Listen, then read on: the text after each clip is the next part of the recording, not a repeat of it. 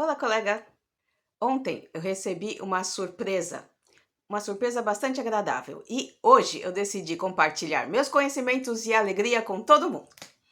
Não só gostei da letra, da melodia e do vídeo, gostei também das surpresas que eu encontrei ao longo do caminho.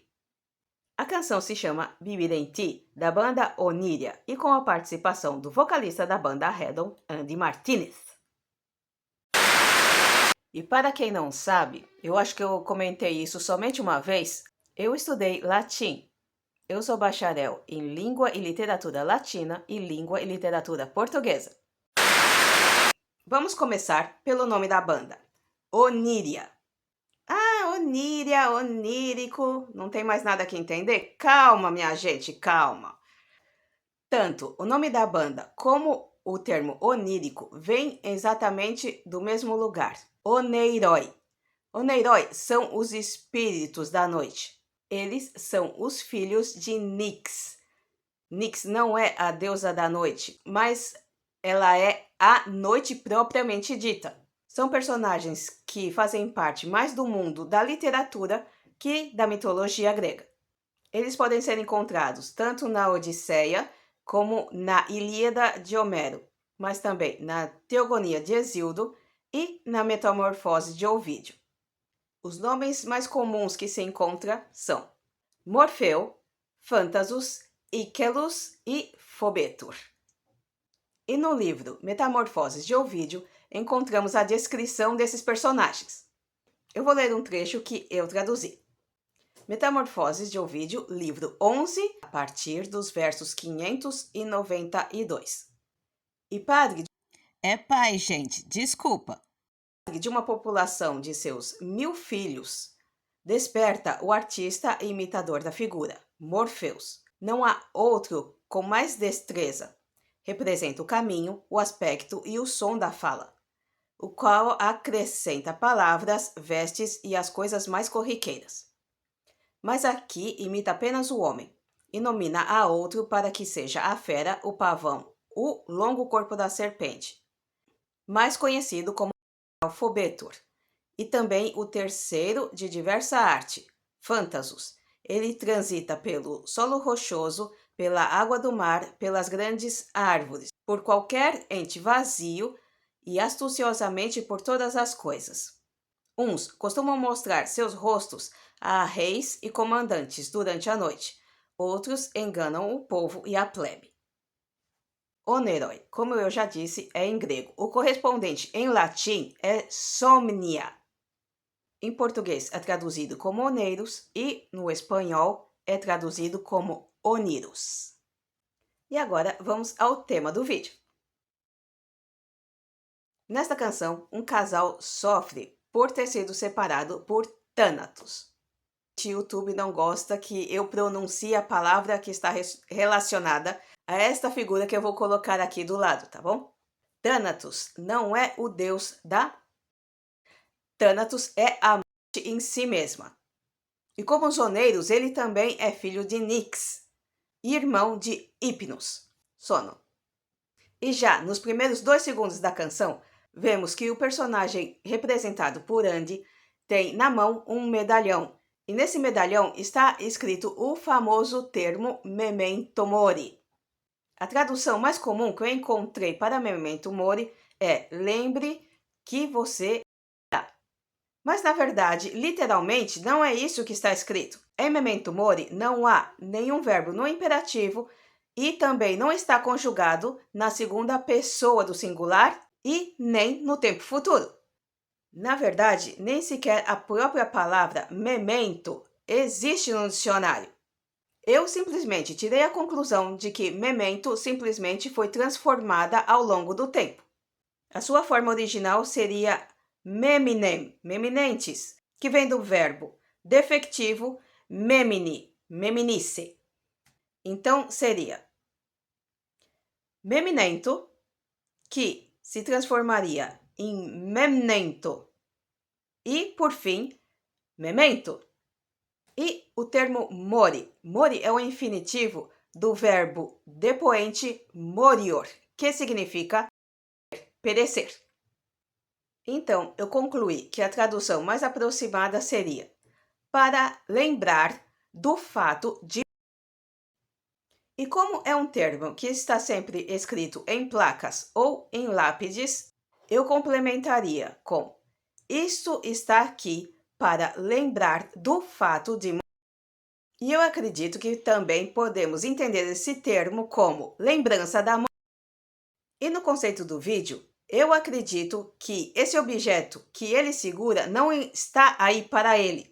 Como é um termo que muita gente conhece, eu acredito que esteja para que nós, os que estamos vendo o vídeo, saibamos do que vai acontecer nessa história. Entendemos que alguém já não está entre nós e ele está sofrendo por isso. E eu não sei se seria muito arriscar dizer que é uma prolepsis. Ser uma palavra ou um objeto que estaria indicando o fato que vai acontecer. Nesse caso, um futuro imediato. Tanto ele como ela parecem estar no mesmo lugar, mas estão em planos de existência diferentes. O personagem segue o seu caminho até que no minuto 1 e 1 ele encontra uma pedra que contém uma inscrição. E essa inscrição está em latim e está dizendo Ego protego somnium ab oculis re. E vocês repararam que acima de tudo está escrito Oníria e um pouco mais abaixo está escrito Somnium, oneroi em grego e somnia em latim.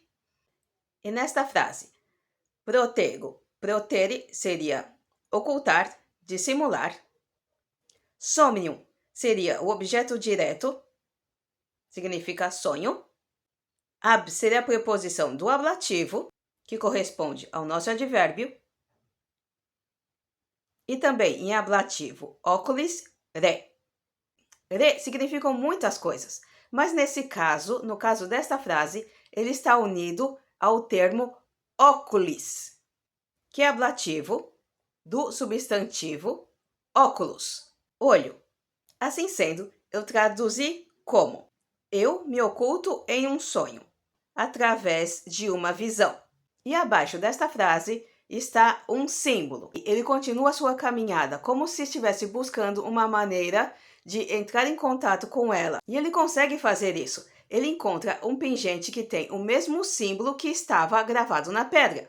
E ela sente que ele está tentando estabelecer um vínculo com ela. Os dois personagens tentam se encontrar nesse lugar comum para ambos. Mas, no desespero da busca, ela acaba perdendo no meio do caminho o vínculo que ela tinha com ele. O pingente se perde. E pouco tempo depois, ele vai se dar conta de que o vínculo com ela foi quebrado, porque ele vai encontrar o pingente no meio do caminho. Ela também vai se dar conta de que perdeu o vínculo com ele. E os dois se desesperam. Mas eu sou otimista. Eu acho que quando os dois se acalmarem, eles vão poder restabelecer o vínculo e vão poder se encontrar. Ela pode já não ter forma física, mas tudo que é importante nela segue vivo, dentro do coração e da mente dele. Agora, na minha opinião pessoal, eu acho que é o fim de uma etapa e o começo da outra. O começo de uma etapa de revelação e de constatação.